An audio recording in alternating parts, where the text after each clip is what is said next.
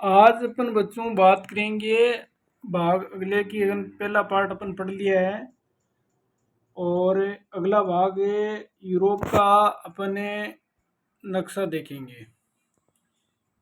देखो, ये जो यूरोप महाद्वीप है कि अपन को पूरा एक बार देख लीजिए। इधर देखो, ये आपको रूसी साम्राज्य दिखाई दे रहा है और देखो ये किताब के अंदर आप ढंग से देख लेना। अब देखो, इसमें अपन बात करें सबसे पहले यूनाइटेड किंगडम की, तो ये देखो आपको दिखाई देगा एक स्कॉटलैंड देश और आयरलैंड और एक वेल्स और एक आपका इंग्लैंड। तो चार देशों से मिलकर बना है ये स्कॉटलैंड। ये जो आयरलैंड है यानी इसका उत्तरी आयरलैंड, उत्तरी हिस्सा है वो, और एक आपका वेल्स और एक है इंग्लैंड। इन चार देशों से मिलकर बना है यूनाइटेड किंगडम, जिसको अपन ग्रेट ब्रिटेन कह सकते हैं। तो ये ग्रेट ब्रिटेन या यूनाइटेड किंगडम बना है। ये देखो आपका दिखाई देगा आपको अटलांटिक सागर या उत्तरी अटलांटिक, जिसे एस आकार का है। ये जो इस तरह का भाग है, देखो एक बार आपको काट के दिखा देता हूँ ना, इस तरह एस आकार का जो अटलांटिक महासागर है वो एस आकार का है। इसके इस तरफ तो आ जाता है आपका उत्तरी अमेरिका और इधर आ जाता है आपका ये यूरोप महाद्वीप, जिसमें देखो इसके नज़दीक सबसे ज़्यादा यूनाइटेड किंगडम ही आता है। अब देखो अपन बात करें इसकी, यानी ये जो आपको भाग दिखाई दे रहा है ये नॉर्वे है, ये भी यूरोप में आता है। इधर देखो ये आपका जो रूसी साम्राज्य है, ये रूसी साम्राज्य कुछ भाग यूरोप में आता है और कुछ एशिया में आता है। जैसे ये जो पोलैंड है ये आपको दिखाई दे रहे हैं, तो ये यूरोप में, और एक आपका जैसे यूक्रेन यूक्रेन का अभी युद्ध हुआ ना जैसे आपके, तो ये भी इसी के नज़दीक है। अब देखो यूरोप के जो देश है ये जैसे डेनमार्क है, ये जो पर्सा है, नीदरलैंड है, पोलैंड है, इस तरह ये क्या है यूरोप में ही है। देखो और देख लीजिए आप हैं इसमें कि देखो ये फ्रांस है, पुर्तगाल है, स्पेन है, ये जो यूरो महाद्वीप में आते हैं ये, और स्विट्ज़रलैंड है, और देख लीजिए आप ये ऑस्ट्रियाई साम्राज्य है, जिसे गालिशिया है, हंगरी है, बावेरिया है। तो ये छोटे छोटे देश है यूरोपीय महाद्वीप के। अब देखो एक आपको ये जो बीच में ये जो भाग दिखाई दे रहा है ये क्या है आपका भूमध्य सागर है। इसमें भी ये द्वीप है, जैसे छोटे छोटे द्वीप बने हुए हैं बीच में ना, सार्डिनी है, कोर्सिका है, दोनों सिसिलियों का राजतंत्र है। ये क्या है आपका भूमध्य सागर है। इधर देखो आपको मोरक्को है, अल्जीरिया है, ट्यूनिसिया यानी ट्यूनिस है। ये जो निचले का हिस्सा आपको दिखाई दे रहा है ये अफ्रीका महाद्वीप है, क्योंकि जो भूमध्य सागर है वो क्या है कि अफ्रीका और यूरोप को क्या अलग करता है ये। और इधर अपन बात करें तो देखिए जी अपने, एक बार इसको काट देता हूँ, देखिए कि यहाँ आपको यूनान ग्रीस दिखाई देगा। देखिए एरिया आपका यूनान ग्रीस है, और इधर देखिए आप मेसोपोटामिया है, सीरिया है, ये तो क्या है एशिया में आता है। और फारस है, ये क्या एशिया में है। इधर देखो मिस्र, ये मिस्र आपका अफ्रीका में आ जाएगा। और देखो ये फिलिस्तीन है। तो इस तरह ये जो अपन को ध्यान क्या रखना है कि ये जो ये आपको दिखाई दे रहे हैं ना यूरोप महाद्वीप के जो छोटे छोटे देश है ये, है ना ये, तो इन राज्यों के बारे में अपन विस्तार से पढ़ते हैं कि ज़्यादातर छोटे छोटे देश, लगभग ऐसे अगर बात करें तो 44 या 45 देश है इसमें यूरोप महाद्वीप में। संयुक्त राष्ट्र के अनुसार है ये 44 देश। अब देखो आगे अपन बात करें, किसकी बात कर रहे थे अपने अपने नेपोलियन के बारे में बात कर रहे थे कि उन्होंने वापस राजतंत्र स्थापित कर दिया था। देखो कि एक और दिखाई दे रहा है कि वियना कांग्रेस की संधि हुई थी, यानी जैसे ये ने जो दिखाई दे रहा है ना, ये एक मिनट, वियना वियना संधि हुई थी आपके, यानी ये आपको यूरोप का दिख रहा है 1815 लगभग वियना।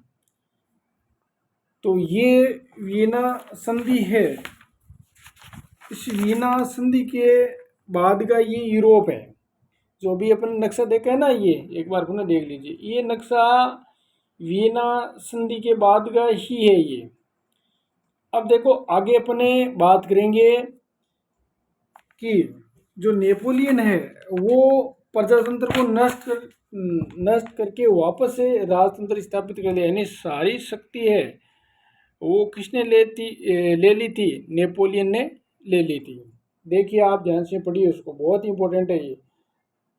मगर प्रशासनिक क्षेत्र में क्रांतिकारी सिद्धांतों का समावेश किया था, यानी प्रशासनिक क्षेत्र में क्रांतिकारी सिद्धांतों का समावेश किया था ताकि पूरी व्यवस्था अधिक तर्कसंगत और कुशल बन सके।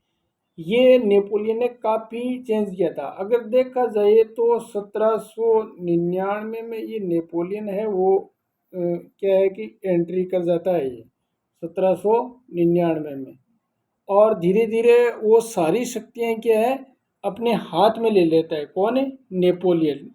Napoleon Bonaparte.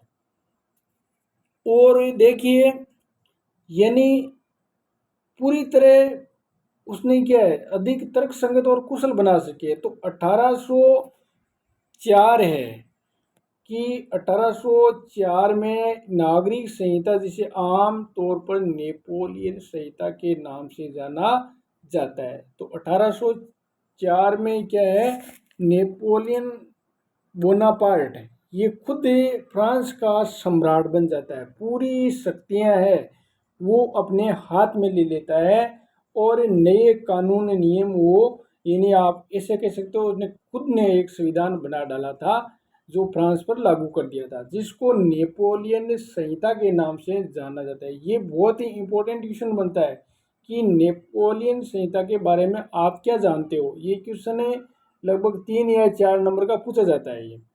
अब देखो उसने क्या क्या इस संहिता में यानी क्या क्या नियम बनाए थे या इस संहिता में क्या था। देखो जन्म पर आधारित विशेष अधिकार समाप्त कर दिए। पहला तो उन्होंने जन्म पर आधारित जो विशेष अधिकार है वो क्या उन्होंने समाप्त कर दिए। और देखो उन्होंने क्या क्या बदलाव किए हैं। उसने कानून के समकक्ष बराबरी की, कानून के समकक्ष सब बराबर है, और संपत्ति के अधिकार को सुरक्षित बनाया। और इसी संहिता को फ्रांसीसी नियंत्रण के अधीन क्षेत्रों में भी लागू किया गया था। जो फ्रांसीसी नियंत्रण के अधीन क्षेत्र है वहाँ पर उन्हें लागू कर दिया था। अब देखो डच गणतंत्र और स्विट्जरलैंड, इटली, जर्मनी में नेपोलियन ने प्रशासनिक विभाजनों को सरल बनाया। जहाँ पर अधिकार था ना उन नेपोलियन का, स्विट्जरलैंड है, इटली है, जर्मनी है, नेपोलियन ने वहाँ पर सरल बना दिया था। सामंती व्यवस्था को खत्म किया था। जो सामंती व्यवस्था थी ना उनको क्या है कि खत्म कर दिया था। किसने? नेपोलियन ने। ये सामंत होते ना ये राजा के अधीन ही काम करते थे, वो अपनी स्वतंत्र सेना भी रख सकते थे, उसे कहते हैं सामंत। और राजा को जरूरत पड़ने पर वो क्या मदद भी करते थे। और सामंत कभी कभी वो राजा के खिलाफ भी विद्रोह कर देते थे। तो इस तरह उसने क्या है कि सामंती व्यवस्था को खत्म कर दिया और किसानों को भू दासत्व और जागीरदारी शुल्कों से मुक्ति दिलाई। ये सामंत क्या करते थे, किसानों से भू दासत्व यानी जो भू राजस्व वसूल करते थे, जागीरदार शुल्क से मुक्ति दिलाई। जो जागीरदार होते, जागीरदार कौन होते थे? ये क्या है कि वंशानुगत होते थे, उनसे भी मुक्ति दिलाई। किसानों से, किसानों को क्या है कि स्वतंत्रता दिलाई थी उन्होंने। यानी जो भूदास तत्व है, यानी जो भूमि पर कर लगाया जाता था उससे भी और जागीरदारों से भी क्या मुक्ति दिलाई थी। और शहरों में भी कारीगरों के श्रेणी समूह के नियंत्रण को हटा दिया गया था। यानी ये भी उन्होंने कारीगरों की श्रेणी बनी हुई थी, इन समूह को नियंत्रण को हटा दिया गया था।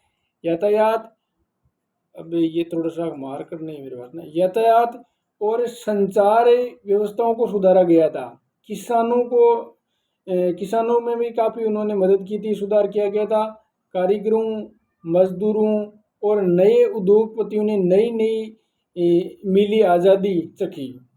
तो किसान है, कारीगर है, मजदूर है, नए नए उद्योगपतियों नई नई आज़ादी चखी थी।